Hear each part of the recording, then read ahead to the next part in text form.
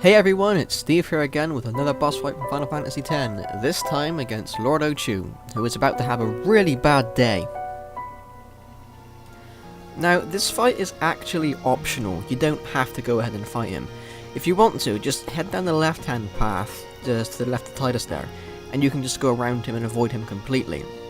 But why would you do that when there's XP on offer? Seriously. By this point in the game, you should definitely have haste for Titus by now. If you don't, then I highly recommend that you spend some time in this area running around and leveling up a bit until you do get it. Because from here on in, it will make everything so much easier, both in this boss fight and the one after it. Now, you also need to make sure that before you start this fight, that you have Yuna in your party. Because Lord Ochu has a nasty habit of poisoning your characters, and Yuna's the only one who can actually heal them effectively with Ezuna. So having her in the party is a definite must. Now, one thing you're going to be doing a lot from now on is using Titus to cast haste on someone. It might not always be Lulu, but 9 times out of 10 it's gonna be.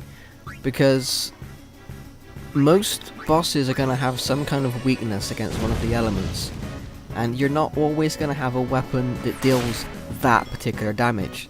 So that's why Lulu is always going to be the best bet in most cases. In this instance, Lord Ochu is weak against fire, so just have Lulu continuously cast that over and over, and this fight will be over relatively quickly. Incidentally, if you've somehow managed to get Lulu a full overdrive gauge at this point, then now's the time to use it, because you'll be able to hit Lord Ochu about 5 or 6 times, and that's going to do some serious damage. And if there's one thing I like doing, it's serious damage.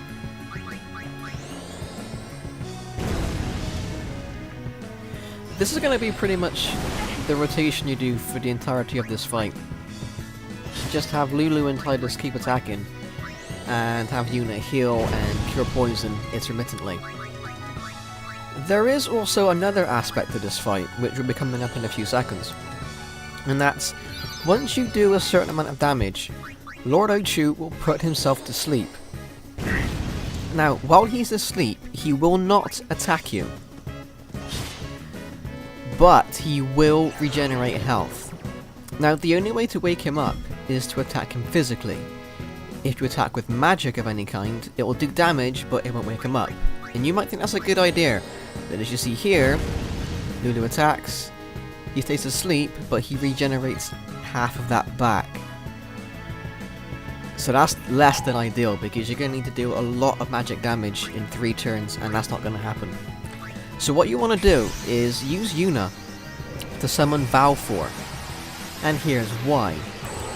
When you wake Lord Ochu up by attacking him physically, he will always counter with Earthquake, which can be pretty devastating to your party. Now, the reason you bring Valfor into the field is because he's flying. He's a flyer, which is the exact same thing in the old games as casting floats on your characters.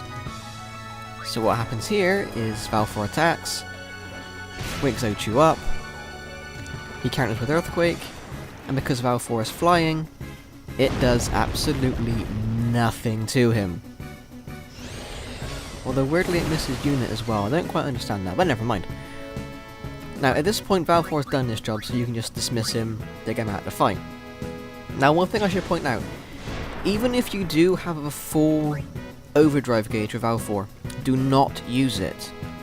Because, yeah, it might do a lot of damage, and it's classed as magic, so it won't wake him up. But the problem is, as you can see from the ATB gauge on the right hand side, Ochu will get 3 turns before Valfor gets his next one. And because of that, this happens.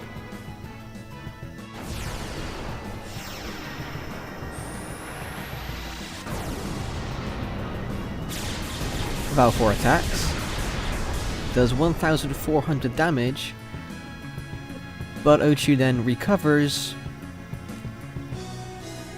1100 of it. So it's nearly completely pointless. And even if you wake Ochu up first before using Valfor's overdrive, if you don't outright kill him, Ochu will have 3 turns in which to just wail on Valfor, and he will kill him. So, you may as well just dismiss Valfor, bring back Yuna, Lulu and Tidus, and just carry on as you did before, because he's only going to be about 2 turns away from death anyway, so why sacrifice a summon? Anyway, thanks for watching guys, and I'll see you next time.